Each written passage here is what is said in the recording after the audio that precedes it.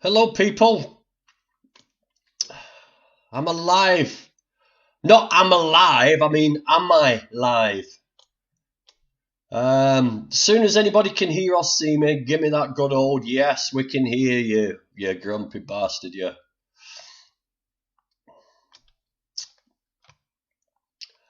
Five watching. Come on, someone give me a yes. You can hear me. Yes, you can see me. Yes, I look handsome.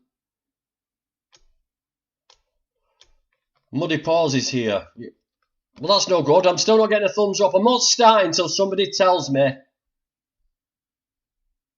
Come on, people. I could be talking to myself now. Watching the ads like a good sub. Can anybody see me? Can anybody hear me? Loud and clear. Thank you, Satan inside. Hallelujah. That took a while. Tell you what, I'm going to have to change my clientele. Let's have a quick look who's on. We've got Satan inside. We've got Vegan Pixie Warrior. We've got Katia Marinova. Hello, Katia. We've got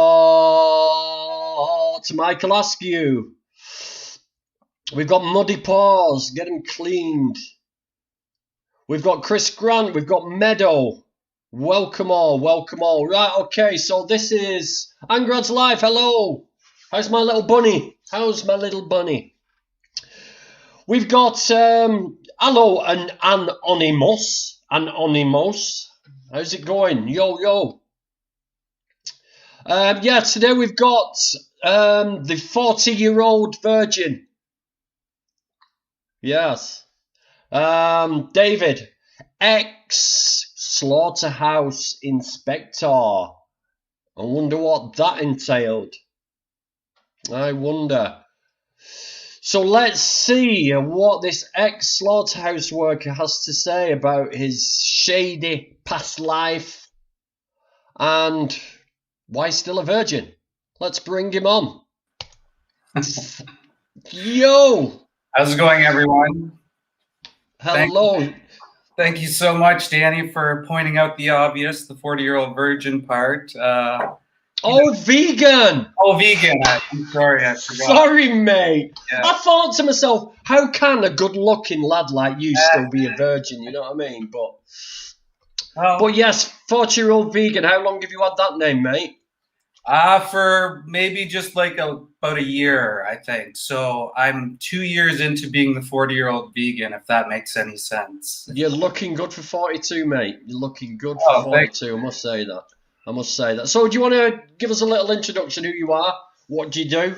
Yeah, so thank you everyone so much for all your support. And first of all, I just want to say, Danny, I started following you a little while ago, and I know we talked a bit about, maybe coming on the show some time ago, and I'm a bit slow that way. But what I really took from one of your videos, it was really powerful, and I just wanted to say thank you so much for doing that video. It was when you were watching, I believe it was Dominion, and you were kind of recording your reaction to it, and just seeing your reaction to it really it affected me. I actually tried to mimic it, but I couldn't get the recording done right, and then it cut off, so I kind of failed at it. But I just got to say, man, that was really powerful, and I really appreciate you putting that out there and all the work you've done. Not to float your boat too much, but wanted to say it's wow. Do you know, it's funny, that one as well, and what it was, David, was that I was actually running at the time, and I thought I'll listen to some classical music because I wanted to bring myself down because I'm a very hyper person. So when I'm listening to fast music, my head's going wild. So I thought I'll listen to some classical music, and that particular tune came on, this choir, and while I was running, it just made me think of these animals, and that's where I got the idea from the video was. And the tears were real.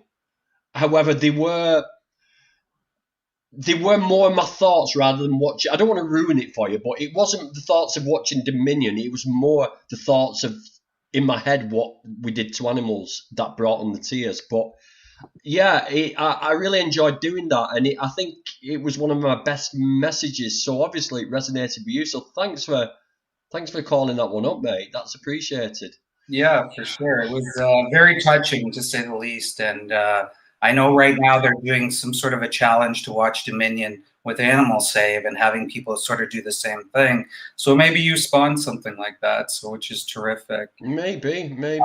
Yeah, so about me, I'm an animal rights activist. I've been vegan for about 6 years, and I've been fighting the cause on the streets for a couple of years now, and that's all I ever really do. So last year, I can't even tell you how many events I went to, bear witness, or we did cubes of truth, or fur protests, or like on farm protests. It's been a crazy year, and then with what happened here in Toronto as well to our great activist friend.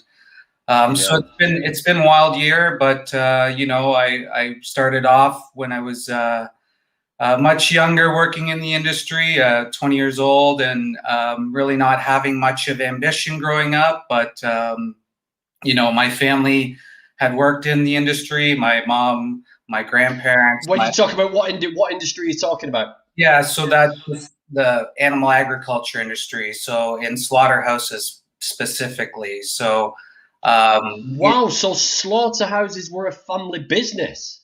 Yeah, so my grandfather, when he came here from Portugal, he that was the job they gave to him. Like they said, to my grandmother as well, like you guys are going to work here, and that's where a number of people who immigrated from went to work. So that's sort of how things started. My grandfather befriended some inspectors, so the job looked a lot easier or cleaner from his point of view at that point of time. And then, he eventually became an inspector himself. And, when as a child, when he had friends over, inspector friends over, like he was a really proud person. Like he came to Canada, didn't speak a word of English, learned English, sort of lived the quasi-American dream, I guess you could say.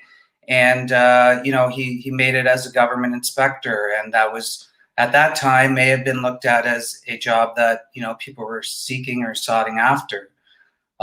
So fast forward, like when I was growing up, he had those friends over, and I kind of looked up to him and looked up to seeing those inspectors there. And it just kind of fell into it. It's not that I didn't choose to do it, I chose to do it. So I'm not trying to say that I wasn't a part of it, but that's how it started with me getting into animal agriculture and sort of seeing some of the things that I did.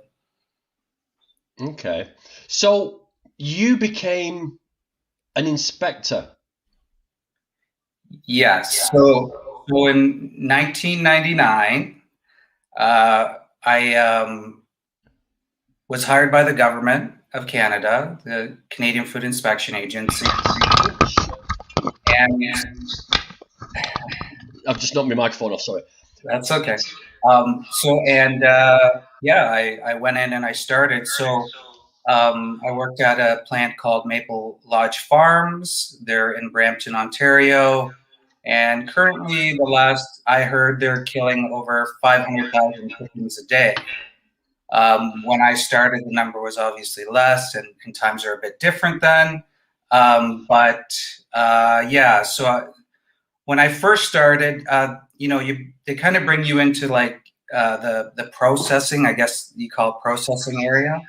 So it would be more or less like you see the body of the animal, sort of like you would at the grocery store. You don't see sort of the things, the live receiving or something like that, where they hang the animals, and it's such an awful area initially.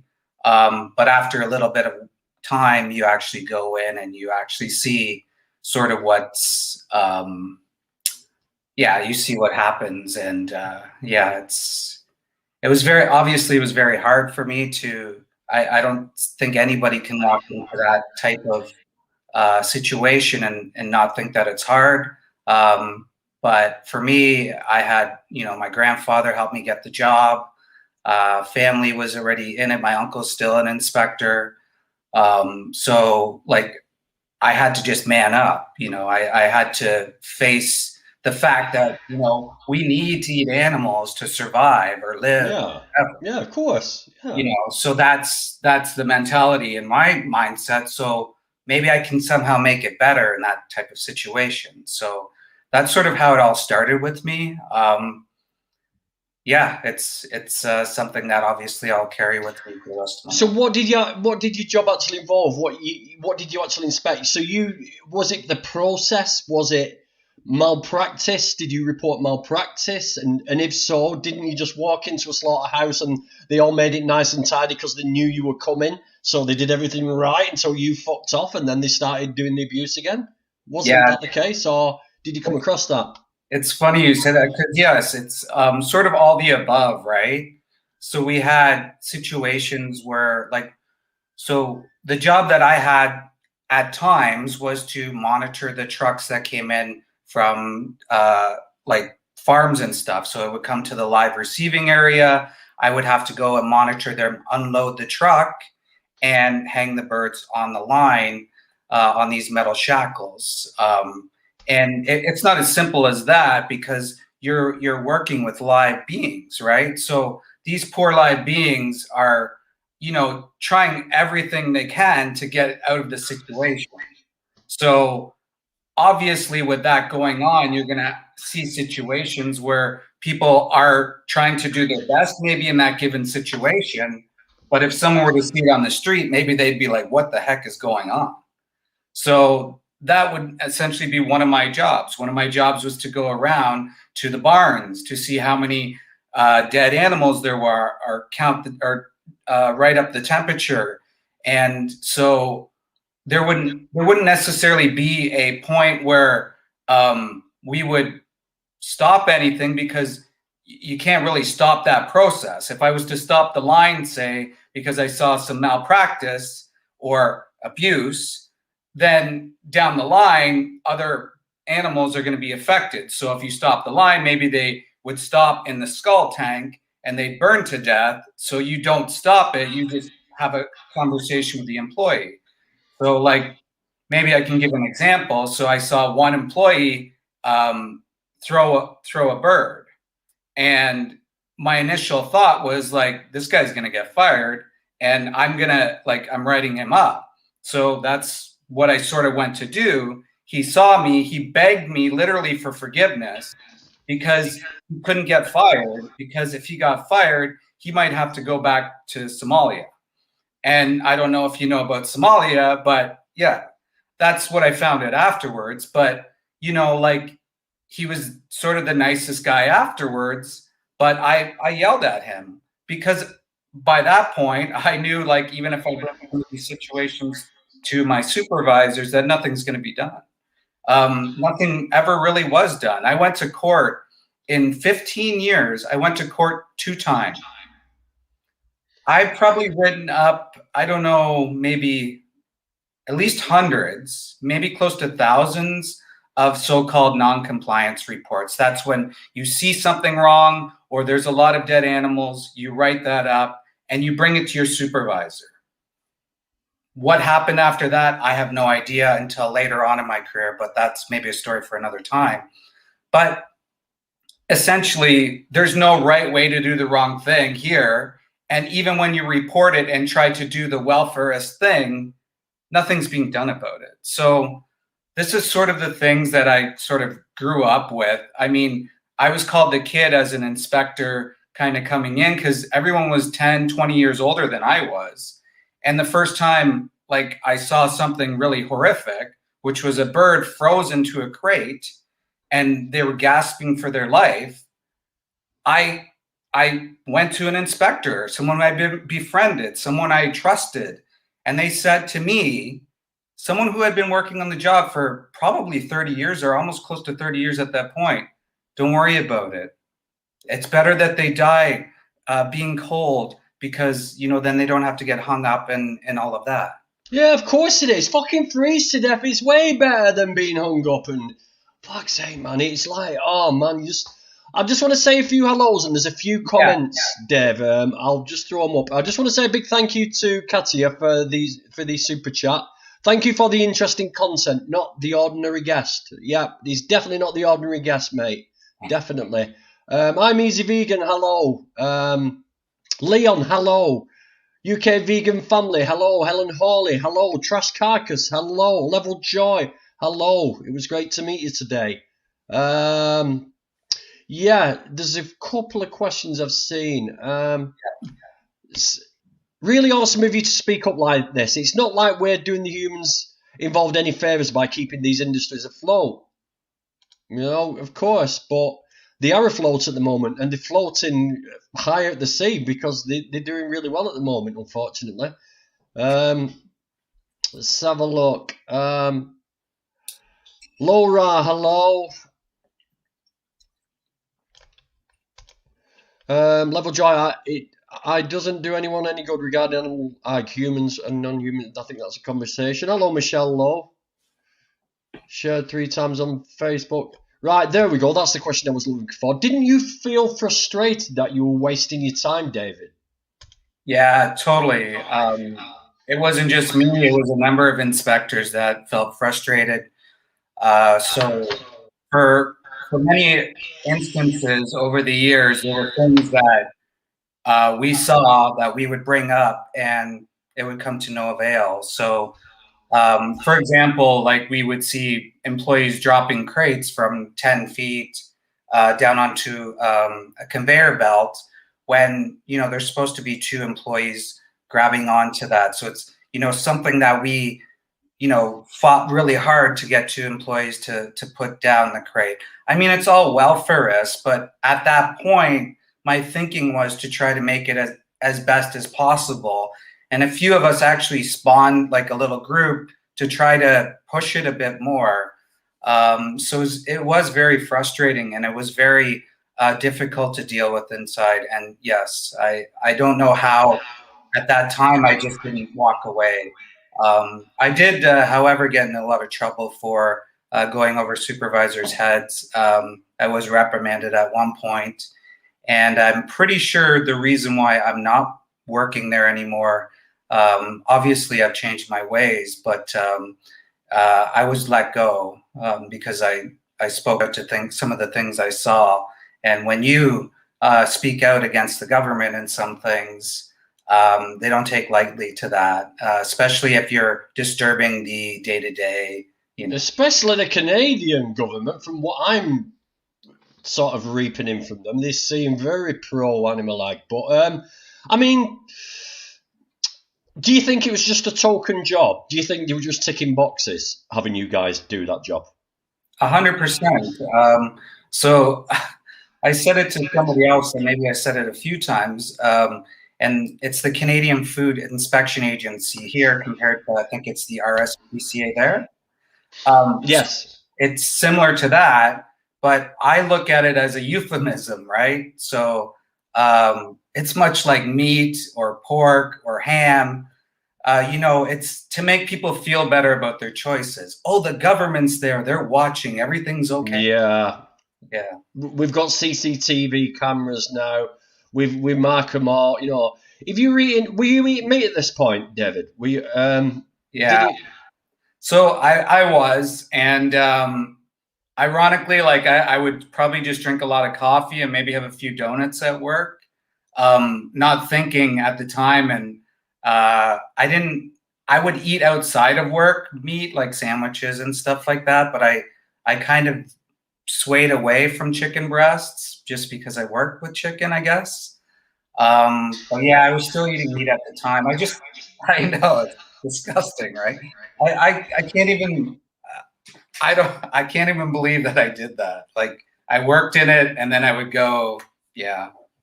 I mean, you would shows you conditioning, right? Exactly. Yeah. I mean, it's not a secret that I've worked in a slaughterhouse, and it is, and you see people coming out with the package and everything, and it is, you just at that moment before you sort of awaken to the fact you're just producing food, so it's just like licking the bowl when you're making a cake, really.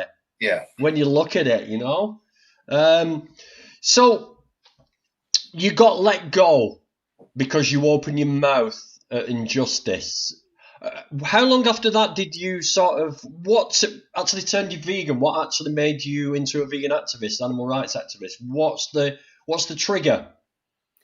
So there's a few things. So my last year that I worked in the CFIA, I was demoted, and I was also put into this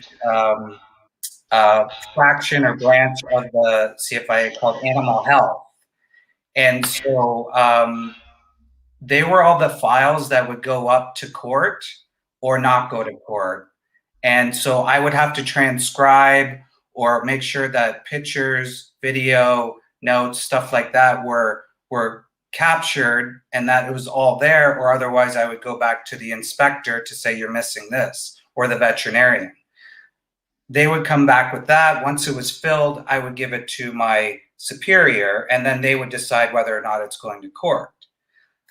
So the things I saw, the sheer magnitude and the injustice that I saw that the public will never see. I mean, we don't see what happens originally, right? Like a lot of people say we don't, we can't really know what happens in there, and maybe the rules are okay or whatever.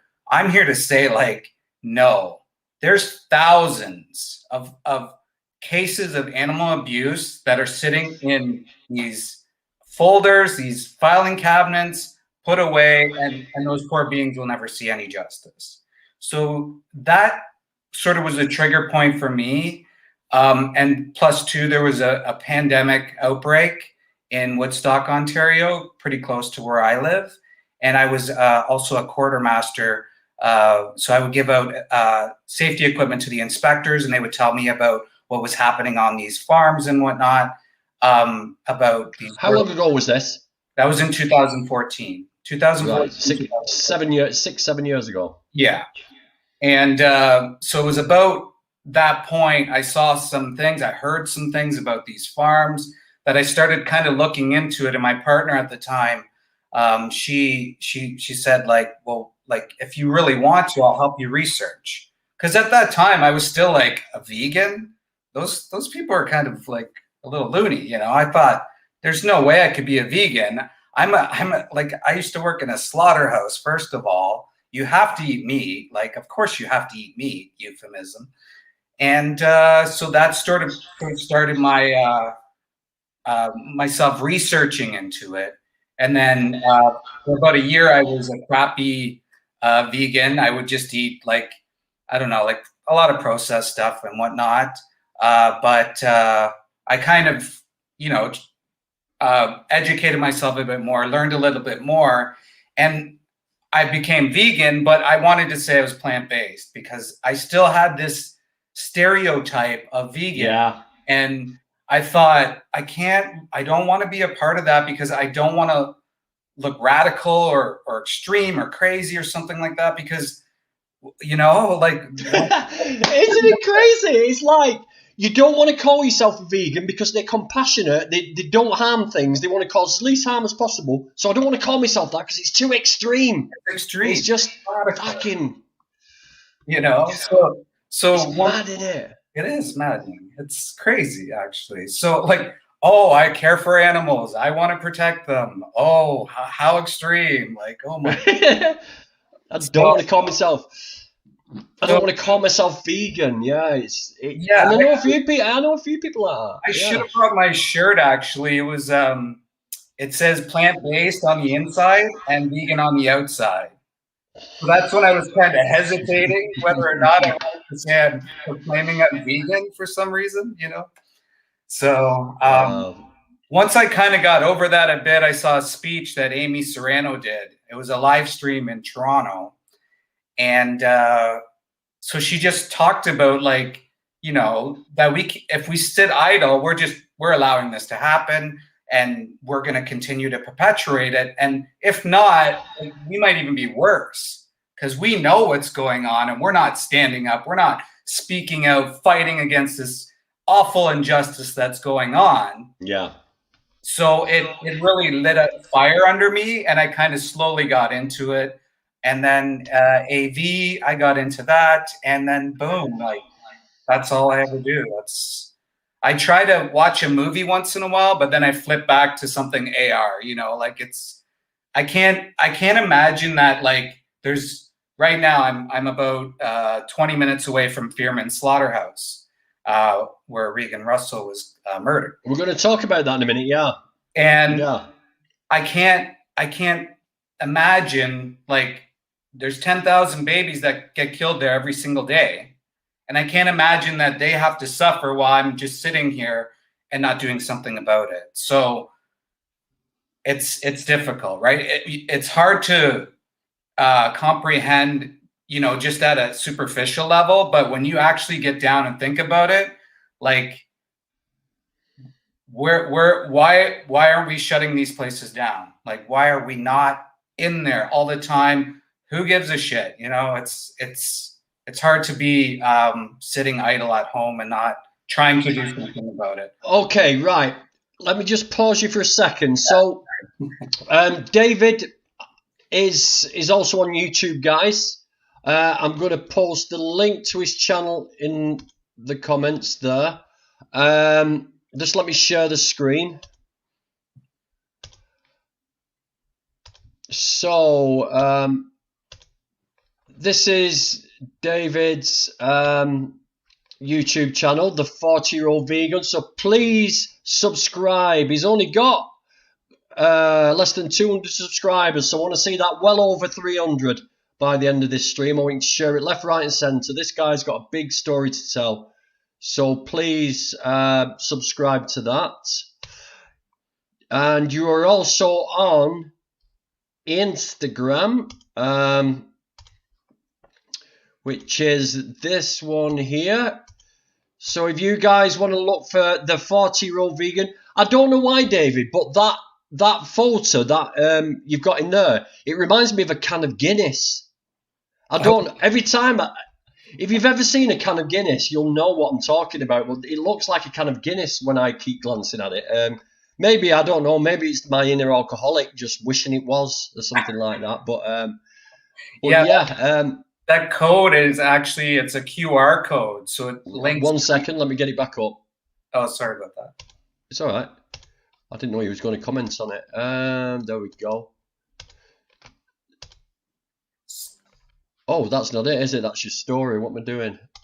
Right. So yeah. So it's a QR code. Oh, so right. This. Oh, there. Oh, I thought that's what you were talking about, but you're talking about the hat with the. Okay, I see what you mean. So that QR code, actually, if you're Canadian and you're listening right now, and you haven't signed any of these petitions or links, so we have 3 petitions going on in Canada right now.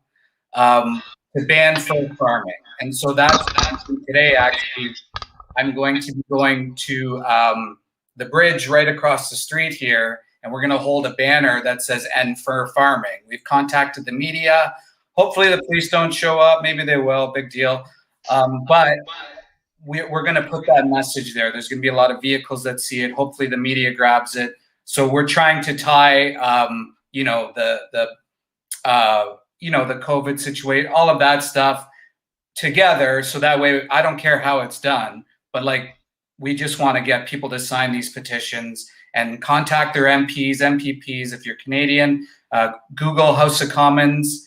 You can grab that link and you can sign the 2 petitions, and it's going to go a long way to show that we do not want fur here. So sorry, I kind of forgot about that. Will we be able to use that in the UK though? Can we do that in the UK as well? I think one of them you can sign as international, but right. Hey, you know what? Try it. Yeah, sure. If you want, I can give you my postal code. I don't mind. We'll do this. Also, your good lady, who is Michelle. Yes, Michelle. Hang on. Michelle Labrosse. She's also got a channel. Yes. Wow. And she films a lot. Yes. There's a lot of live stream or a lot of live video that Michelle has put together. And if you want to talk about activist and passion, That's all she does, and I highly recommend you follow her. I've put the link in the chat to Michelle's stream.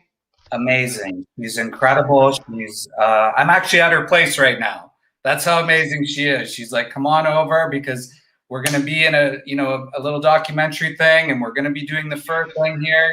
Come on over. And she's like, I thought it looked pretty nicely decorated for a single guy. You know what I mean? So what are you saying, Dan? This is all my missus behind here. There's no input from me. I'd have graffiti on the walls and everything. Me, if it were my house, no doubt about that. I'd have. You know what I mean?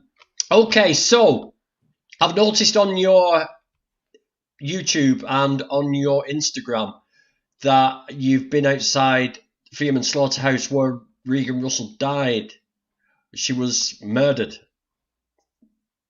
I want you to go through your thoughts on that and what you've learned, because are you local to Fearman's? Yeah. So you weren't there on the day though. I was there on the day. You was there on the day. I wasn't there when it happened, but I was there on the. Wow. When I found out about it, I was there. So did you know Regan? I met Regan a couple times, and the biggest thing that I remember from my first time speaking with Regan, I think it was the first time, is that she was all about business.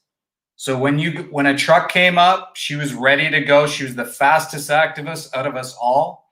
She was tall, and that orange sign, it said it all. Just by saying those words though, she was tall and she had a big orange sign. Yeah, that is like setting off alarm bells already. Yeah, absolutely, right. Because I don't know whether you know, Dave, but I did a bit of a video about blind spots and wagons, and what I don't like to do is take a word of a person against. I try and weigh up everything, because God help us, I could not understand why a man would purposely run over somebody. I cannot get my head around that. I couldn't accept that. So I started looking for reasons why he may have done it by accident. Yeah. I was grasping, because I could not accept that a human being would do that to another human being. I could not accept it. And that's the reason why I look for maybe why he did what he did by accident. But I suppose you've got another story to tell us. This is exactly the way I thought, Dan. So I like to be as unbiased as possible. And I also like to get some feedback and criticisms or whatever, because I think it makes me a better person. So I'll go through how it started, and then I'll go through my thoughts. But yeah. So at that time, a lot had happened. The Black Lives Matter movement really started to amp up. We had the Bill 156. Really was like a contentious thing. We were, there was people arguing on both sides of the table or whatever. And, it was under review, and we really were pushing to get rid of this ag-gag bill, because in Ontario and Canada, there's the freedom of rights, or the freedom of expression. You're allowed to be out protesting. And this kind of goes against this goes against our natural ability to be able to go out and share these things, or stop trucks, or to protest peacefully. And that's all we ever did. I mean, if you look at the Save movement, it started at Fearman's, and it started in 2015, I want to say, or 14 maybe. And although we had situations that came up, never once did I fear when I put my hand up to stop the truck, because I did it many times myself, because I could see that there's enough of an angle. But anyway, so coming up to that day, there was a lot going on, and I was getting a lot of messages on my Signal chat and my Messenger chat. And all of a sudden, I think I was editing a video, to be honest, and I look over and I'm looking at my phone. I'm going, what's going on? Like 100, 200, 300 messages. And I was just like, what is going on? And I couldn't open the message enough.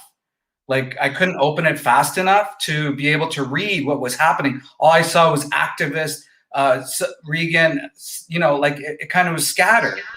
And then I finally was able to push it together, and I probably cried for a week. I don't know about other people. I locked myself in the room for 2 days as well, because I couldn't believe that someone so gracious as her, you know, the first time I met her, she had mentioned that she was an activist for 40 years. And I'm like, wait a second, like I would have been, you know, 1 year old or something like that at that time. And she started laughing. Like I remember her laugh. And I could not fathom, you know, that a woman was hit by anything. And I couldn't really process it in my head that, you know, that this could have happened there. So, you know, I drove there that day. We were all there. And that day we ended up on the owner, Michael Latifi's home in Toronto. His house is bigger than, I think, the Slaughterhouse altogether. But we ended up on his front lawn demanding that he say something, which he never did because he's a coward. So, yeah, I mean, so this all happened. And all I kept thinking was like, did the guy drop a coffee? Did he drop a phone? Did he just like not think right? But then I look at, you know, the footage, and all the trucks that I ever stopped came in from the inside lane. None of them were out the outside lane. If anything, you could see even better from the outside lane. So there's all these little circumstances that are happening even after the fact. But he was there for a bunch of minutes.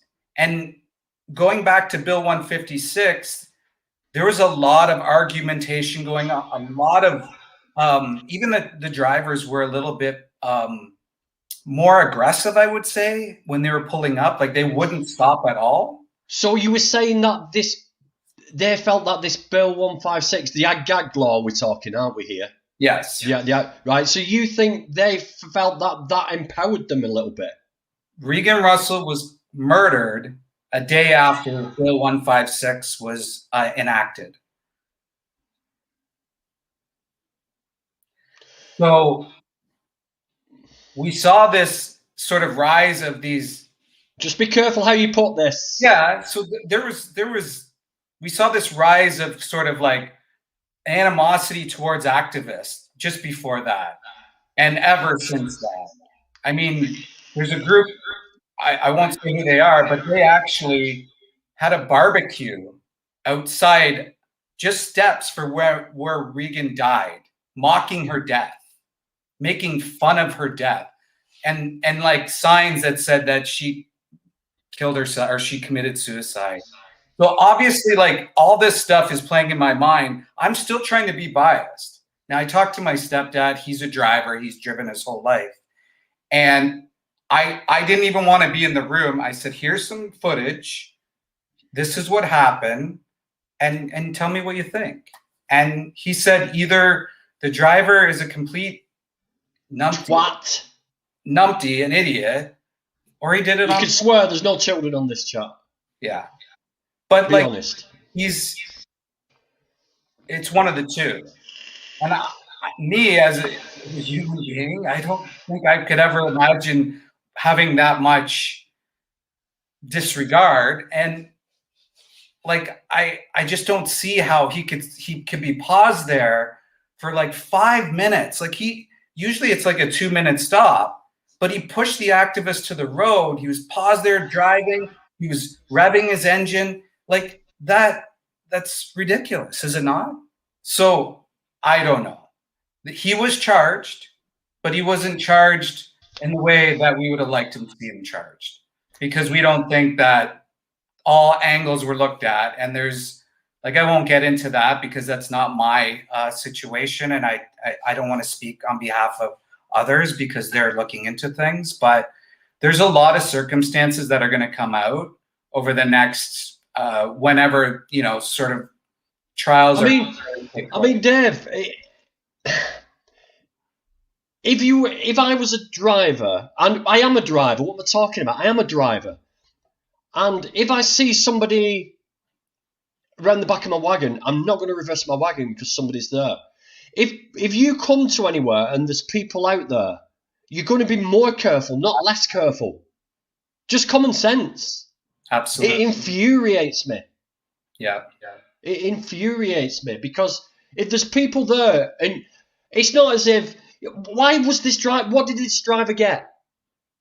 What did he get? He was charged under the Highway Traffic Act. I think he got a fine.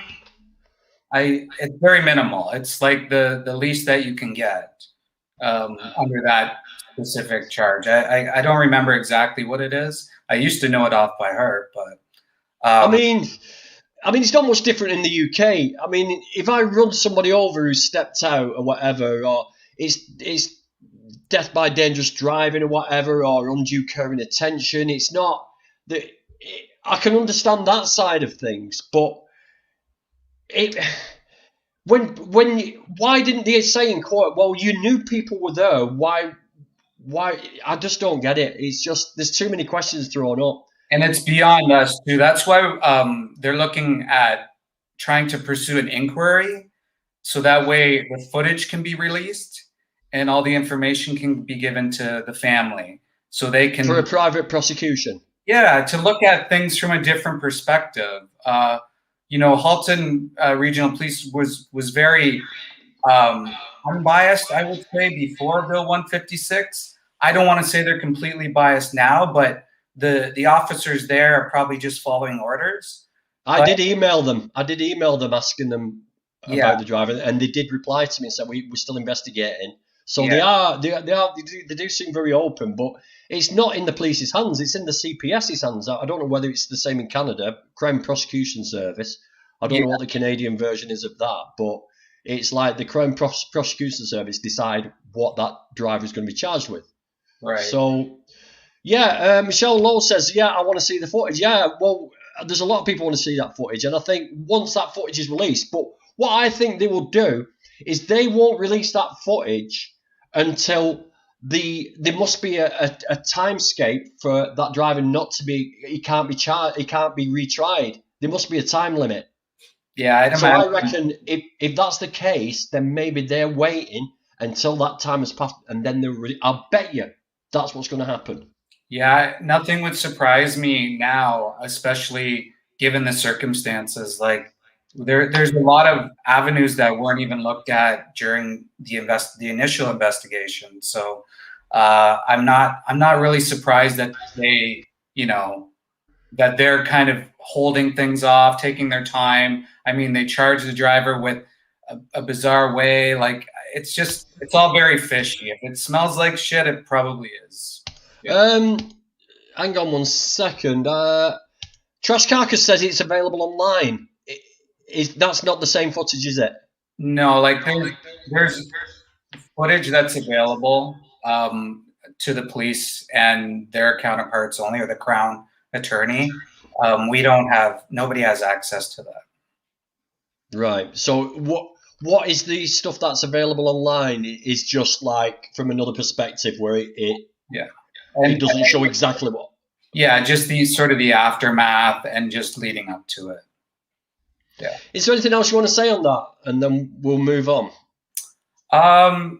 No, like I worry about like the intentions of some. So when us activists are out there at Fearman's or whatever slaughterhouse it is in Canada or the world, we're there for the animals. We're not there against any truck driver. We're not there against the workers.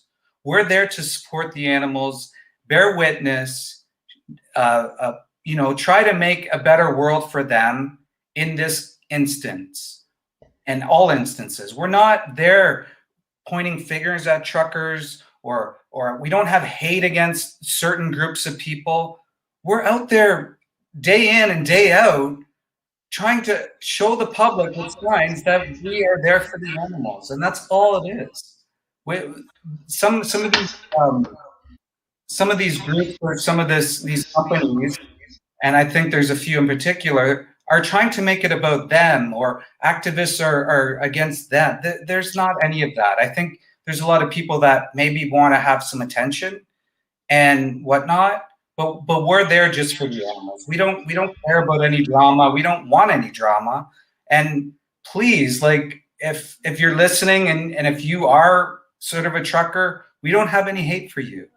We just want justice for Regan, of course, but the average truck driver, we don't have any hate for. We just want them to maybe change their ways if they can, and maybe just look at things differently, maybe get a new job, but we're not forcing you to. We're there for the animals. Yeah, well, the thing is, they haven't got an excuse, because I know for a fact that there's a shortage of truck drivers in Canada, so there must be plenty of jobs going in Canada, because they were practically paying the UK truck drivers to go over to Canada quite a few years ago, because they can't get enough. It's the same in this country. We can't get enough truck drivers. So you truck drivers out there driving animals around to the deaths, right? Get fucked. Get out of that job. Do something else. Fuck you. Let's move on. So, the Gag Law. The great Canadian government have now said and taken away what I see as a basic human right and common law, that trespass is now a crime. Now, how's that affecting you guys? Because I know for a fact that if they tried that in the UK to take away one of our common law rights, there would be fucking uproar, mate. Why are you lot sitting back and taking this shit? Yeah, I hear you, man. It's we're still trying to figure out when or what they're trying to do. Like, so for example, like we would, after Bill 1556 was enacted, we still stopped trucks and nothing would happen. And then all of a sudden one day they're giving out like minimal fines. But we know if we fight those fines in court, we're going to win.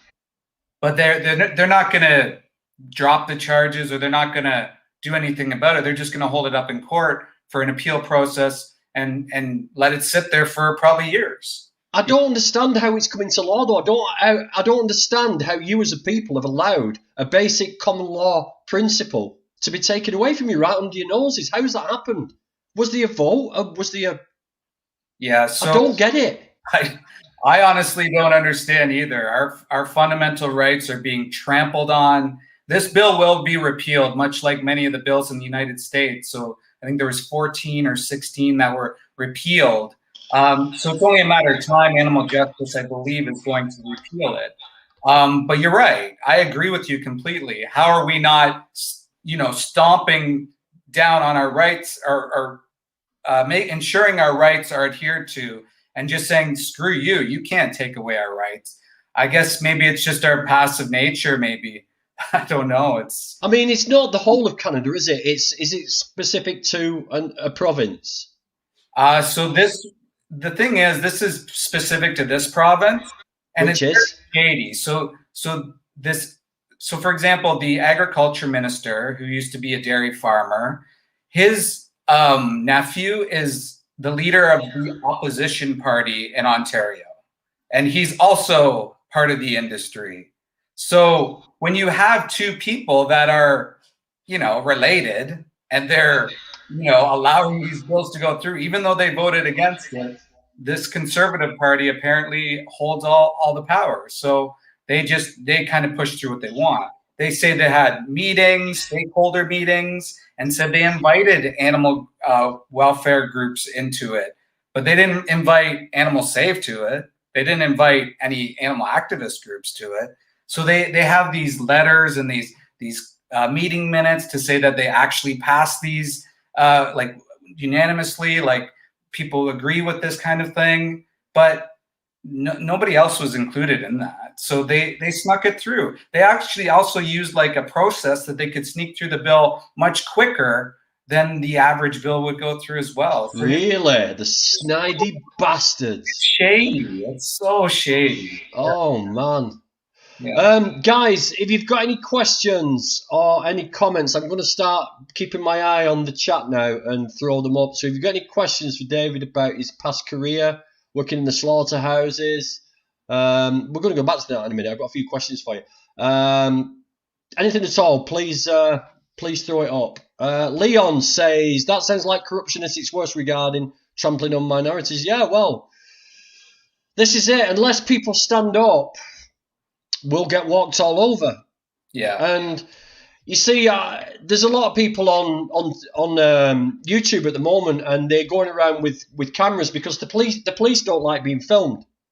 And I watch all these, and I have a lot of people say to me, well, why are they going winding the police up by going filming them? And it's like, well, you're paying their wages. Why should you not audit what they do? Why should you not be able to? And photography is a protected pastime. It's like any other hobby. It's not a criminal offence. So people need to keep testing these laws, because sooner or later, if you keep submitting to police and to government, oh, you can't take pictures in public, it soon becomes law by proxy. Yeah. And that's the problem we've got. We need people to test the law all the time. Yeah. So and if we don't, that's something we're doing here as well. Is several of us have GoPros and we have body cams. So we're constantly recording, and we want the police to be on our side. So we actually actively engage with them, talk to them about veganism. We talk to them about animal rights. We talk to them about what's going on, pandemics, whatever. We talk to them. We're trying to, it's not that like we enjoy it sometimes, or we think that, we're giving over some sort of power by doing that. No, we're just giving them the basic facts. And if they're recording us, we're going to record them. And back to Leon, what Leon had mentioned, yes, totally. Like, minorities are trampled on. One of the ladies I work with actually said, and she had to get carpal tunnel surgery on both wrists because she worked on the high-speed line. And she's had a sore shoulder as well. And she said, because I had mentioned, well, why don't you try to get a different job? And she's like, I don't speak English, and no one's going to hire me. And it doesn't matter about me. It just matters about my family and my daughter, and that their life is going to be good. And I thought, like, so she's sacrificing her life in order to help her family, which is very noble. But why does this have to happen? Why do people have to sacrifice their lives for something so, You see, that's the thing as well. Slaughterhouses are very manipulative, and they employ people. In the UK, it's a very high pay. It's well above the average pay per hour for for someone to work in the slaughterhouse, and they will employ anybody with a basic. As long as they can read a sign, they have got a job in that slaughterhouse. So people whose first language isn't English, and people who are not the brightest sparks on the grinder, can quite easily get a very well-paid job in these places. And yeah, that's the thing about slaughterhouses, that it sort of traps people, because those people are not going to be able to get a job anywhere else for the same amount of money they're being paid there. And so that's how they keep the staff. I mean, all right, they do have a high turnover, but yeah, it's very exploitative of humans as well, this industry. Very exploitative of humans. Yeah. Eat the rich, eat the police. I knew Roger would make an appearance sooner or later. Thank you, He's a little stealth commenter, our Roger. The creativity from these arseholes is getting deceptively high. Honestly, it scares me something fierce. Well, we should do. Oh Lord, I've seen one of them Sodom bastards have a corrupt move for that too, putting copyright. Right, yes, I saw this. Have you seen this, David? No. Right, okay, so the police have got a new tactic for when you go live to record the police, right? So let's say you go on Instagram and you record the police because you know they can't delete it because it's already going to a cloud, the Instagram cloud. What the police do is they play copyrighted music on the phones out loud, and that automatically shuts down your Instagram live feed. Oh my God. How fucking shady is that? That's shady is that? Yeah. Wow. And that's a video I saw. It's funny you saw that, Leon. It's funny you saw that, because I saw that. I saw that. The police are actually playing music on while they're talking to you, and the chief constables are saying, no, we don't. We tell our officers not to do that. They shouldn't do that. But why are they doing it? If they're doing their job and they're doing something right, why would they be worried about somebody filming them? Yeah, it's funny, the powers that are given, and it's usually under a discretionary measure. It's not black and white, but why wouldn't it be black and white? You know, so these laws were actually in place, even in Ontario, where like if you run over somebody, that they're going to be charged under a certain degree. This wasn't under the 156 bill. Regan was actually killed under the Highway Traffic Act. Yeah. And so if you look at that, you look at it prior to, and now the police are giving out fines for this Highway Traffic Act if we're stopping a vehicle, then why weren't they doing the job beforehand to prevent that? So it's really, shady, I would say. And I was told by a police officer that it's at their discretion and that somebody was killed here. And I said, well, like, why weren't you doing something about this before? So does that make you liable? And he didn't really respond. He just said it was at their discretion now. So, yeah. A big hello to Dan Stanton. He's an actor mate of mine. I've convinced him to go vegan. He's been vegan for, I think it was pesky for about 6 months, but now he's full vegan and he's going along with it. So well done, Dan, on that. You've got lots of support here, mate. Say hello to everybody. You'll get lots of support. So how many of your family are now vegan then? What's the vegan ratio in the 40-year-old vegan family ratio? What's going on there? So I wish I had good news. So really nobody. So my mother worked in a slaughterhouse. She agrees with everything that I do. She's actually had to do some of that, not so very pleasant stuff. And she's hurt by it, but she still hasn't. She's hurt by you going vegan, you mean? Yeah. So she's hurt. She says she's trying, she's working at it, but it's very difficult. How old is your mother? So she's 62. Right. So she's in my sort of age bracket, the 50 to 60, the older end, the old school. How's her health? She's not doing too well.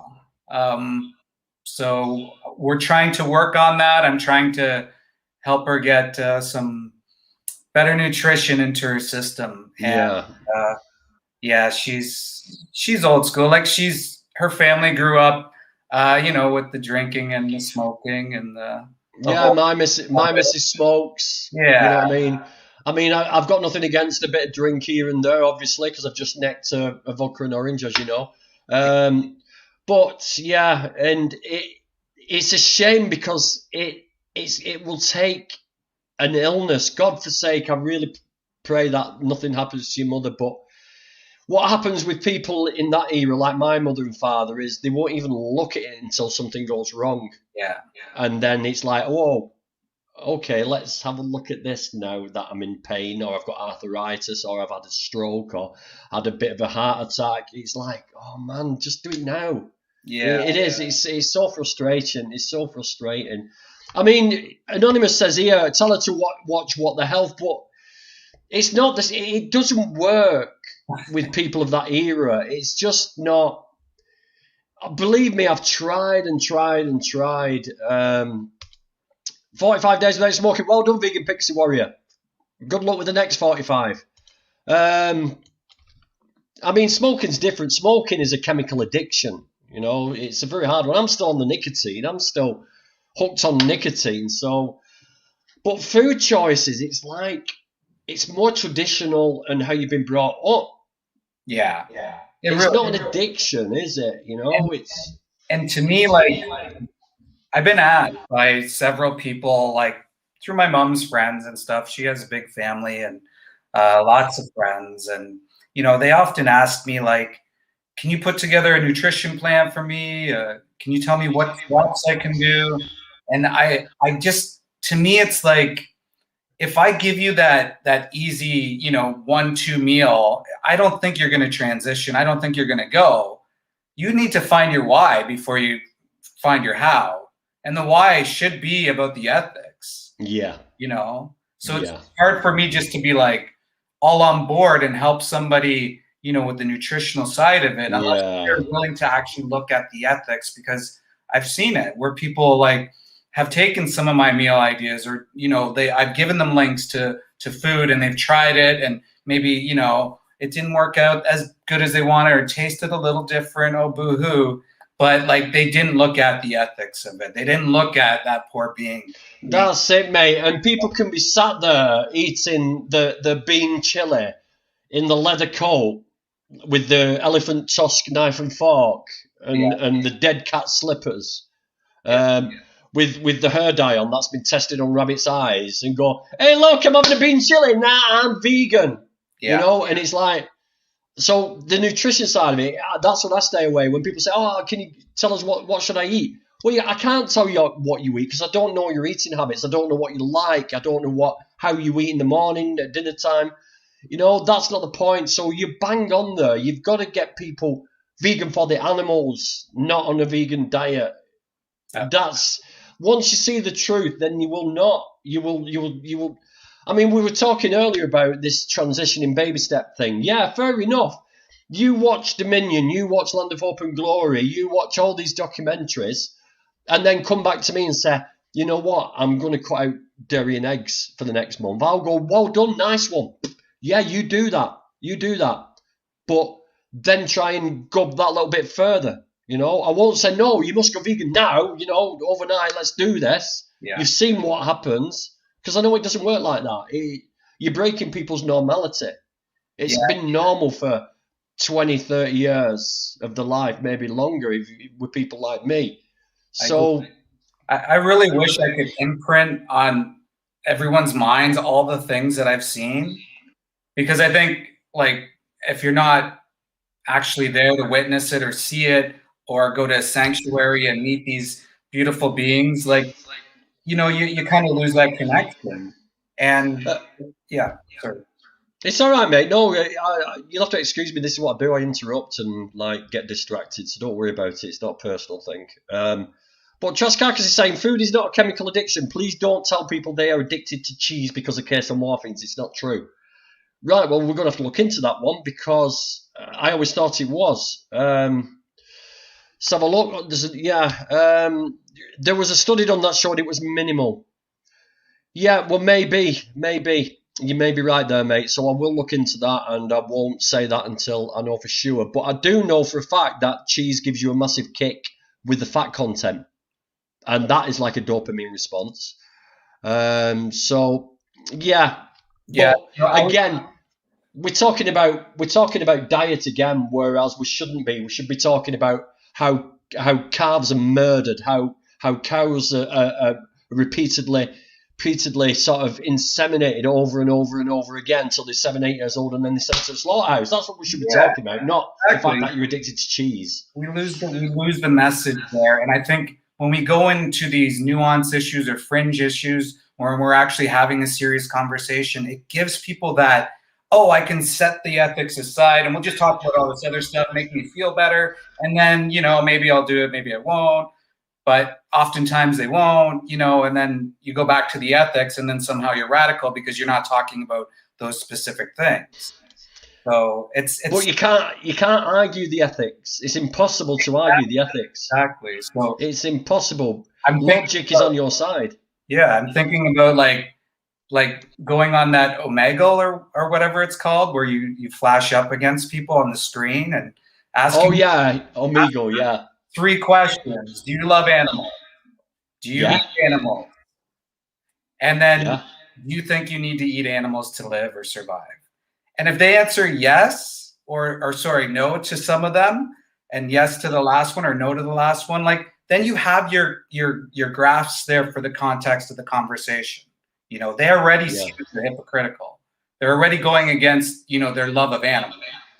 So it's a lot easier than saying, well, the rainforest destruction, or crops have, or plants have feelings too. It's easier to do it that way, I find, anyway. Yeah, I would be interested to know who that study was funded by. Was it funded by the cheese industry? Yes. Michelle's on it. Yes. We've got the law. We've got the Wicked Witch of Charlie on the case now. She's going to do a potion, and she's going to find out who funded that fucking study. But again, it doesn't matter who funded it. It doesn't matter whether cheese is addictive or not. You shouldn't be eating it because it abuses animals. Full stop. What's Roger going on about now? Yeah, it was always a minimal thing. Lots of people in Dublin say they are addicted, that they go to the fridge and eat a block of cheese in one go. But yeah, the hit is not a big one. Maybe not.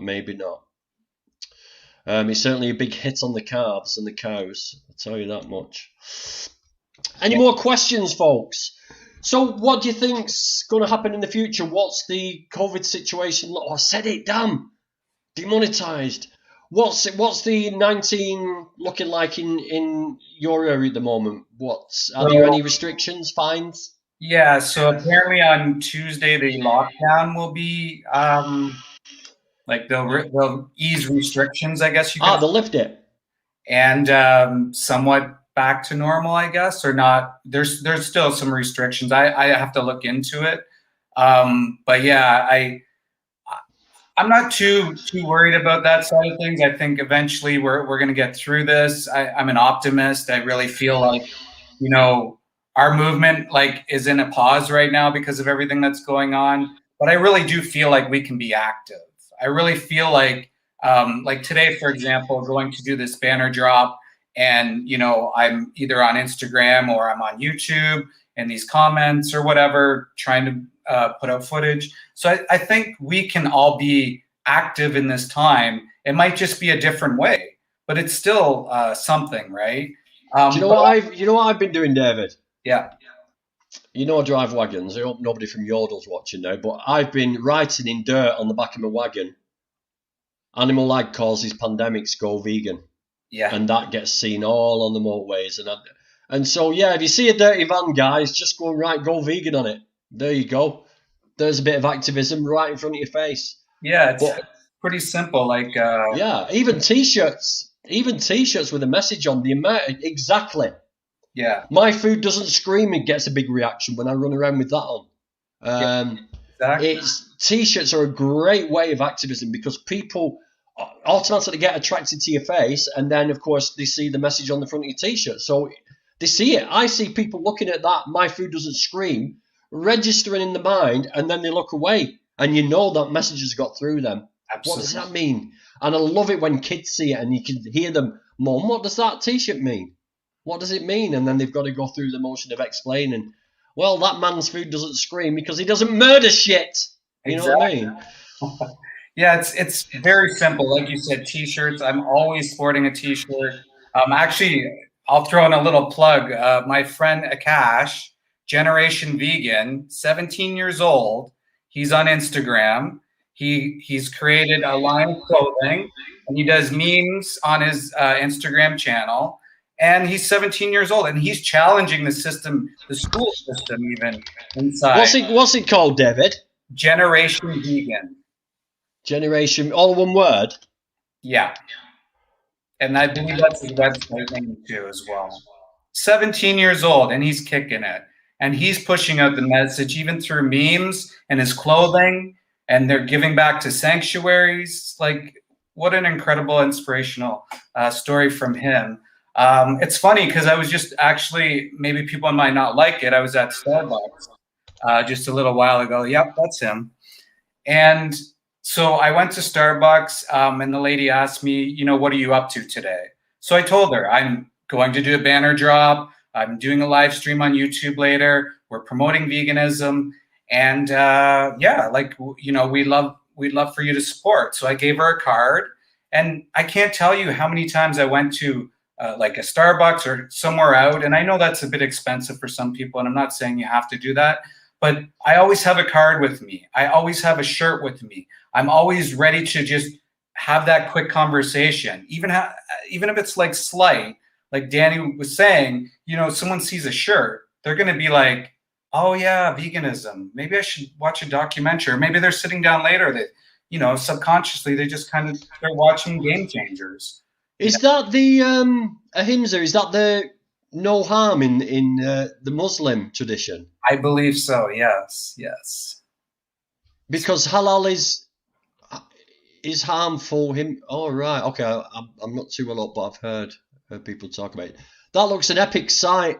I think this guy should send me a free cap. I like that cap. Animal Liberation. I love it. Yeah, I have one of them. Yeah, totally. And 15%, or there's a percentage that goes back to sanctuaries, and that's his goal. Actually, maybe I shouldn't mention it, but he's even been willing to go past the lines of, you know, what we should be doing. We said no, like it's okay, but even that, like his passion is there. It's wonderful to see. So even going through the cash at the grocery store, the cashier asked me about the food I bought, and it starts a conversation. Yeah, he's done that with me a few times. Dan the shit actor, he says, I worked in this chicken slaughterhouse for over 12 months. Still makes me sad. I love all the animals, so that's why I don't eat meat anymore. No animals need to suffer for my taste pleasure. Correct, Dan. Correct, buddy.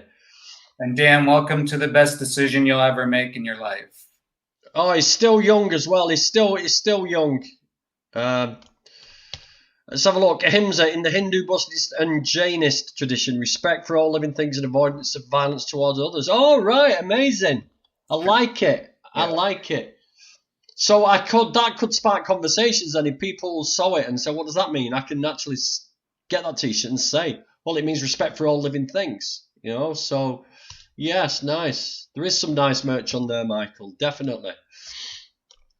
So what's the plan then once you are free of the lockdown? What's going to happen? What have you got planned? So currently I'm working on a few campaigns right now. One is with the Eagle Freedom Project. They just opened up a base in Canada. So we're working to sort of end or work towards ending vivisection. Testing on animals in Canada. I'm also working on another sort of dairy campaign. I'm still working out the details, but if the lockdown is subsided, I really want to take, and I don't mind if anybody else steals the idea either, but video footage of the dairy industry. I want to go to Starbucks or whatever coffee shop that's still selling cow's breast milk, show the footage and do outreach right in front of these coffee shops and try to get it throughout the world, or, you know, even my area, whatever I can do.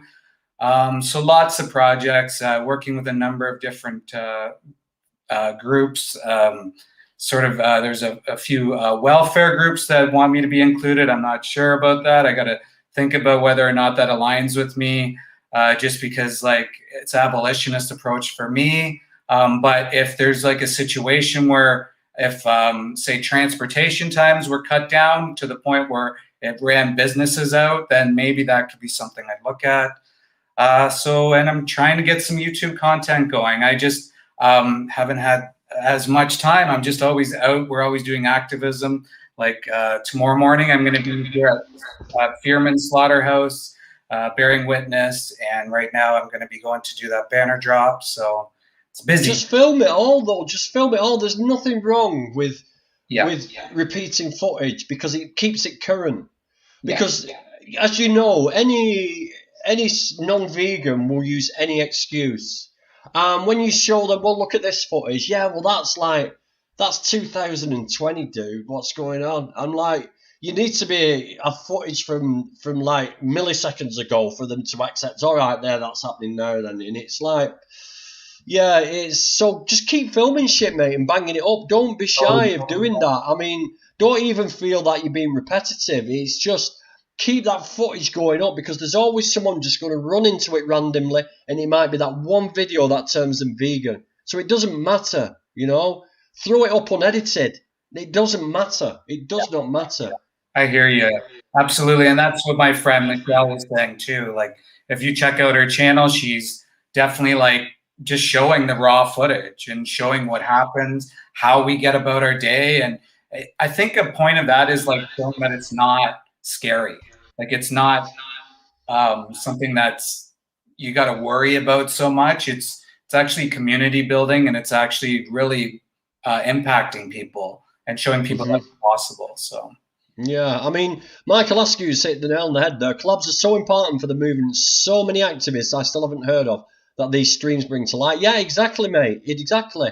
Yeah. We don't. If you don't hear about them, you'll never find them because for some reason it doesn't pop up.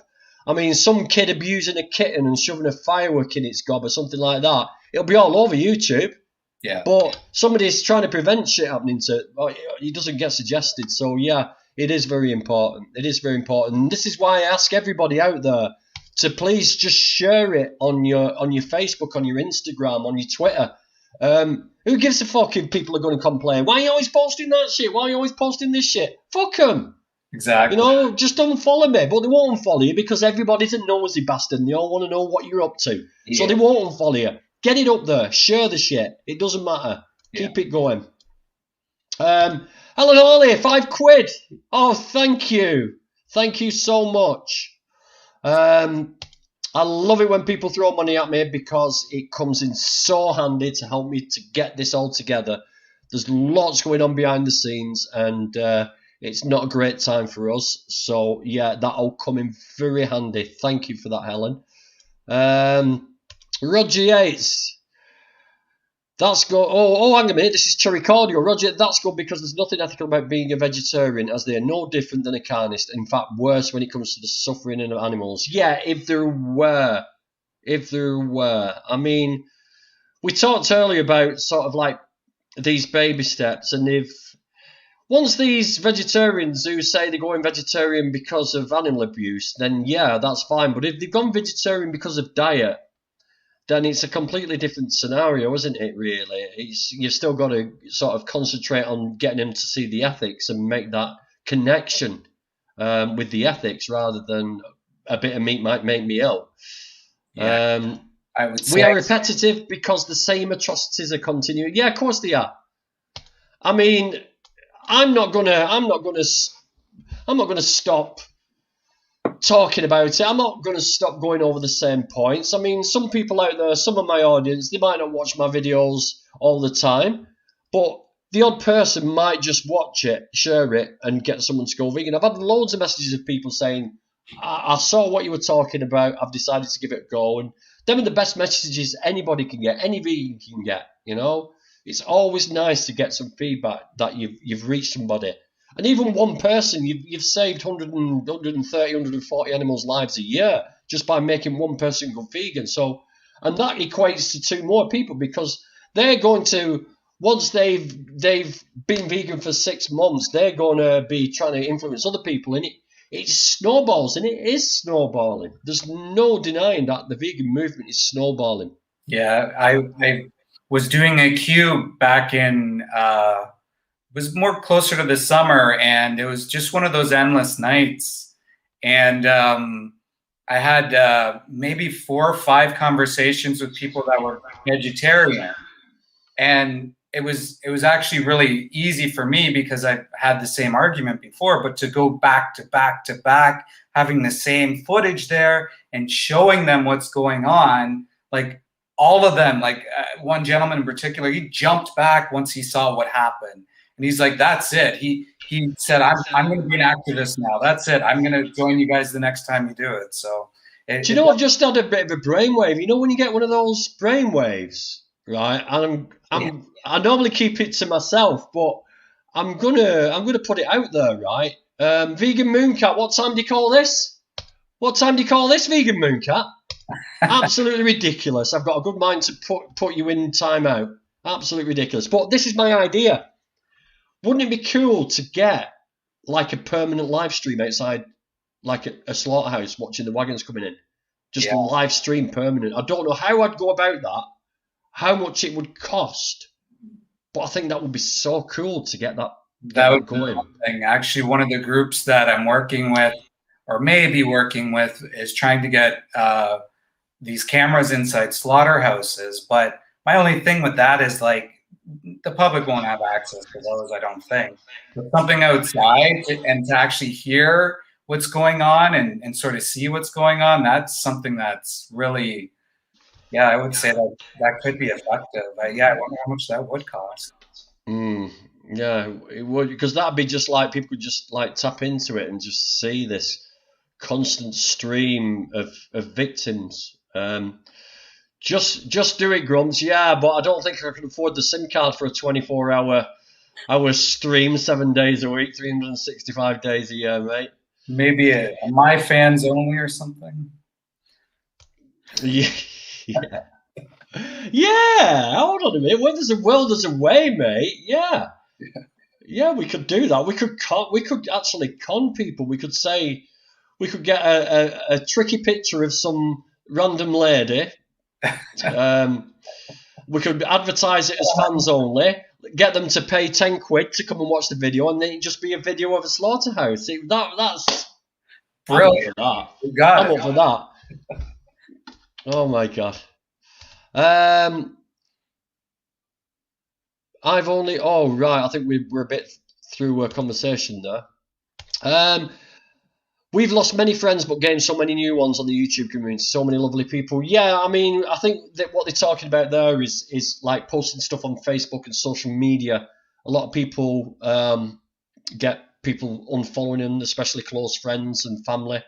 But you get twice as many great friends who think the same as you. And what's better? Somebody who's against you, or somebody who thinks exactly the same and is with you and will give you support. What I know on Facebook is I've started to share on stories, Facebook stories, and I'm actually seeing people that like I know from high school or something like that, and I know they're not vegan, but they're actually looking at the stories that I'm posting, so that's pretty interesting. Yeah,